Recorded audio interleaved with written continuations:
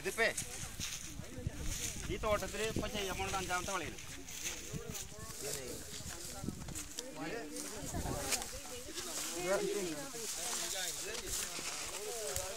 ഇതിപ്പോ ഇന്ന് വളക്കിട്ട് മൂടിക്കൊണ്ടിരിക്കുന്ന വാരാണ്. ഇപ്പൊ ഇതില് ഇന്നത്തെ ഒരു അല്പം വെള്ളം വിട്ട് വെള്ളം വീണപ്പോ ഈ രീതിയിലായിക്കൊണ്ടിരിക്കും. പറയാം നമുക്ക് താല്പര്യമുണ്ടോ? അതുകൊണ്ടാണ് വീണ്ടും ചോദിക്കണത്. വെള്ളം പോകുന്നുണ്ട്. ഇതിപ്പോ എന്ത് ചെയ്യുന്ന വെച്ചാലേ ഇതില് ഏറ്റവും ആദ്യം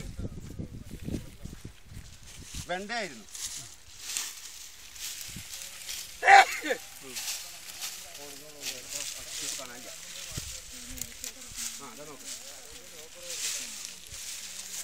ഇത് 50 സെന്റിമീറ്ററിലെല്ലാം ഇതില് വെണ്ടയായിരുന്നു.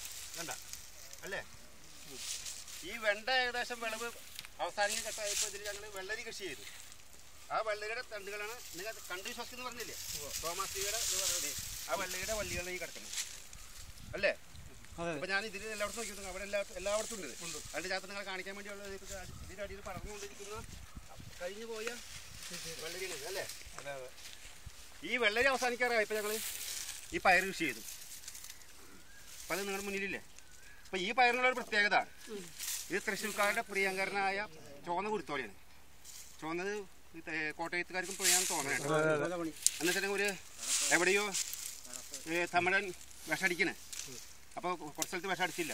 അപ്പോൾ അവിടെ നിന്ന് വിഷം അടിക്കാന്ന് ചോദിച്ചപ്പോൾ പറഞ്ഞു അത് ഞങ്ങൾക്ക് ഭക്ഷിക്കാനും ഇത് കോട്ടയത്തെ അച്ചായന്മാർക്ക് ഭക്ഷിക്കാനുള്ളതാണ് പറയാനുള്ളത്. നിങ്ങൾക്കും ചോപ്പയുടെ പ്രിയുണ്ടെന്ന്. അപ്പോൾ ഇത് മൾട്ടിപർപ്പസാണ് ഈ പയർ. ഇതിന് ഞാൻ നേരത്തെ പറഞ്ഞതുപോലെ വെണ്ട ഉണ്ടെങ്കിൽ വെണ്ടയമ്മ ചുറ്റി താഴ്ത്തു പടില്ല, വെണ്ടയമ്മ ചുറ്റി മോളി കയറും. ഇതിപ്പോ വേനൽക്കാലം ആയതുകൊണ്ട് നമുക്ക് മോളിക്കൊണ്ട ആവശ്യമില്ല, ഒന്ന് താഴ്ത്തുണ്ടായാൽ മതി. എന്നിട്ട് ഇതിന്റെ തണ്ടുകളൊന്നും വെള്ളത്തിൽ പോയി ചെയ്യുന്നില്ല. അപ്പൊ അതുകൊണ്ട് ഇതിന് നമ്മൾ വെണ്ടമ കയറ്റില്ല. അതാണ് പറഞ്ഞത് മൾട്ടിപർപ്പസ്. അതിന് കയറാനുള്ള അവസരം കിട്ടിയാൽ മോളിക്ക് കയറുന്നത്. ഏറ്റവും കൊടുത്താൽ മോളിൽ അല്ലെങ്കിൽ താഴ്ത്തുണ്ട്. അപ്പൊ ഇത് കഴിഞ്ഞ് നമ്മള് ഇതിങ്ങനെ പടർന്ന് പിടിച്ചു കഴിയുമ്പോ ഇതിനെ കൂമ്പ് നുള്ളിക്കളയാന്ന് പറഞ്ഞത് ഒന്നും കളയുന്നില്ല. ആര് പറഞ്ഞ നുള്ളിക്കളയുന്നത്?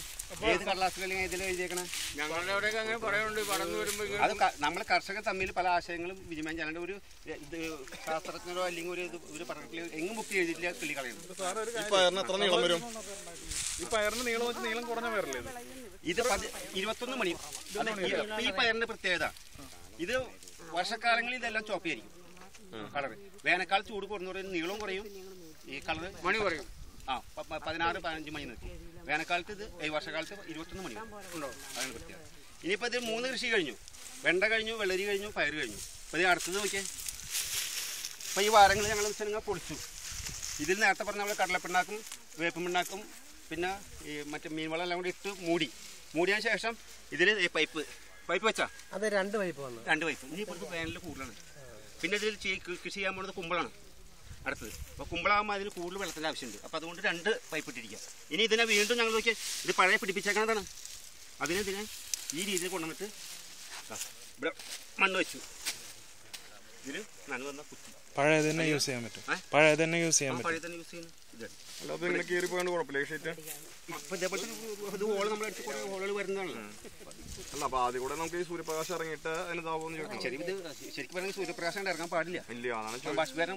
ഈ ഷീറ്റ് ഇത് എത്ര പ്രാവശ്യം യൂസ് ചെയ്യാൻ പറ്റും? ഞങ്ങൾ 5 കൃഷി പ്ലസ് അടുത്ത വർഷത്തെ ഇപ്പൊ കാണിച്ചിരിക്കുന്നത് പോലെ ഹാഫ് ഉപയോഗിക്കും. അല്ല ഇത് നമ്മുടെ സാധാരണ ഇവിടെ കടകൾ വരിക ഷീറ്റ് അല്ലട്ടത്. ഇത് അഗ്രികൾച്ചർ പർപ്പസിന് വേണ്ടി 30 മൈക്രോണിന്റെ ഷീറ്റാണ്. അത് നമ്മള് പ്ലാസ്റ്റിക് മറ്റു ഷീറ്റുകൾ കടയിൽ നിന്ന് മേടിച്ചിട്ട് ചെടി നശിച്ചു കൂട്ടാ ആണോ? ഇത് ചൂട് അടിയിലേക്ക് കടത്തി വിടില്ല. മറ്റേത് ചൂട് കടത്തി വിടും. ഇതിന്റെ ചൂടും അതിന്റെ ചൂടാവും പ്രശ്നമാവും. നമ്മൾ കടയിൽ നിന്ന് വാങ്ങിക്കുന്നത് രണ്ടാണ്. അല്ല ഇത് എങ്ങനെയാണ് നമുക്ക് കടയിൽ നിന്ന് മൾച്ചിങ് എന്ന് പറഞ്ഞാൽ മൾച്ചിങ് ഷീറ്റ് എന്ന് പറയും. പോൾജോന്റെ അടുത്തല്ലേ? ഇതിപ്പോ കോട്ടയത്ത് നിന്നൊക്കെ ഇവിടെ ഇരിഞ്ഞാലക്കുടയല്ലേ പോൾജോന്റെ അത്? പക്ഷേ തിരുവനന്തപുരത്തെ ഒരു പരിപാടിയിൽ ഞാൻ പറഞ്ഞിരുന്നു, തിരുവനന്തപുരത്തുള്ളവർക്കും നമ്മുടെ പത്തനംതിട്ട, കോട്ടയം, ആലപ്പി ആ സൈഡിലുള്ളവർക്ക് ഈ ഷീറ്റ് കിട്ടുന്നില്ല, അതുപോലെ തന്നെ ഡിപ്പിൻ്റെ ഐറ്റംസ് കിട്ടുന്നില്ല, അതിന് വേണ്ട ഇത് ഉണ്ടാക്കണം എന്ന് പറഞ്ഞിട്ടുണ്ടായിരുന്നു. അപ്പം എന്തായെന്ന് അറിയില്ല. അപ്പോൾ ഈ ഷീറ്റ് ഇട്ടാൽ പിന്നെ പുതയേണ്ട ആവശ്യമൊന്നുമില്ല. ഇല്ല, ഒന്നുമില്ല. ഇരിങ്ങാലക്കുട.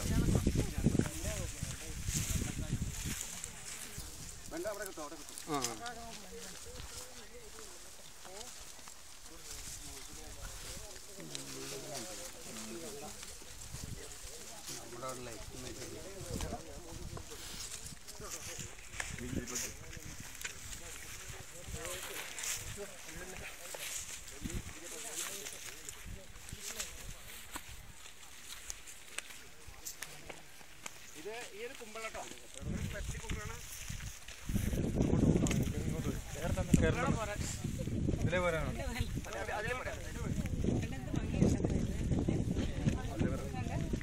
ഇപ്പൊ ഇങ്ങനെ ഇരിക്കുന്നത് ഭയങ്കര വെയിറ്റ് സാധനം.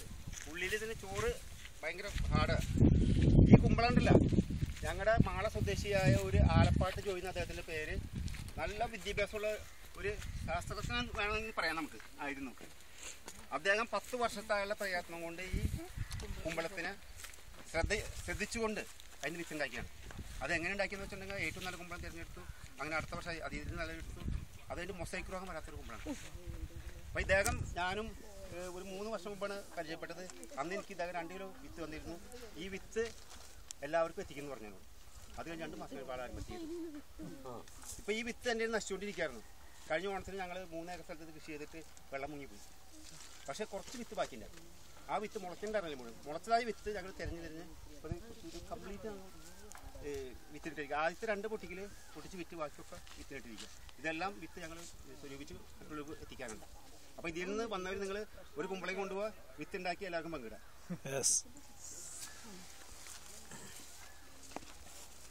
പിന്നെ ഇപ്പോൾ ഈ കാണുന്നത് പടിഞ്ഞാറ്റില്ലേ, അവിടെ തന്നെ നിന്നോ? അവിടെ തന്നെ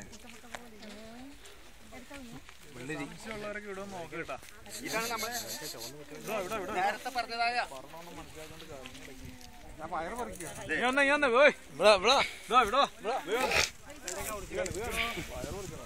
ഇത് ഞാൻ നേരത്തെ പറഞ്ഞില്ലേ, വെണ്ടയ്ക്കായുള്ള പയറ്. അതായത് ഇത് വേനൽക്കാലത്ത് ആയതുകൊണ്ട് ഇതിനെ നമ്മൾ 1.5 അടി 2 അടി ഹൈറ്റില് പരസ്പരം ഒടിച്ചിട്ട് ചെയ്തത്. പയറ് വലുതായി ഇത് പയറ് പരസ്പരം കൂട്ടിക്കെട്ടിയതിനാ. ഇത് മറിച്ച് വർഷക്കാലമായിരുന്നെങ്കിൽ ഈ ഹൈറ്റിൽ, അതായത് ഈ ഹൈറ്റിൽ പരസ്പരം കെട്ടുമായിരുന്നു. ഇപ്പം പിന്നെ ഞാൻ പറഞ്ഞില്ലേ, കുമ്പളം കുത്തി കഴിഞ്ഞാൽ കുമ്പളം പടരാറാകുമ്പോൾ എന്താ ചെയ്യുക, തെക്ക് നിന്ന് വടക്കോട്ട് മറക്കുന്നു. ഈ രീതിയിൽ നോക്കി ഇങ്ങനെ ഇത് മറച്ചു. അവിടെ നിന്ന് വരുന്നത് മാടിക്കയറും. അത് തന്നെ. അപ്പം നിങ്ങൾ കണ്ട് വിശ്വസിച്ചാ? ഞാൻ നിങ്ങളോട് തോണ പറഞ്ഞില്ല. ഇതും വെള്ളരിയാണ്. ഇപ്പം ഈ രീതിയിൽ വെള്ളരി കുത്തിയിരിക്കുന്നു. വെള്ളരിയുടെ വിളവെടുപ്പ് എന്ന് ആരംഭിച്ചോ അന്ന് നേരത്തെ ഞങ്ങൾ അവിടെ കാണിച്ചിരിക്കുന്ന പോലെ ഇതിൻ്റെ 2 അടിയിൽ കുഴിക്കും, മണ്ണിടും, വളടും. ഇതിൽ അത് അവസാനിക്കലും ഇതിൽ കുത്തും. വേറെ അനുയോജ്യമായ ഇത് വിളയാണ് ഇപ്പം തീരുമാനിച്ചിട്ടില്ല. അപ്പോൾ അത് അവസാനിക്കുമ്പോഴേക്കും ഇത് അവിടുന്ന് ഇങ്ങോട്ട് പടരും. അതാണ്.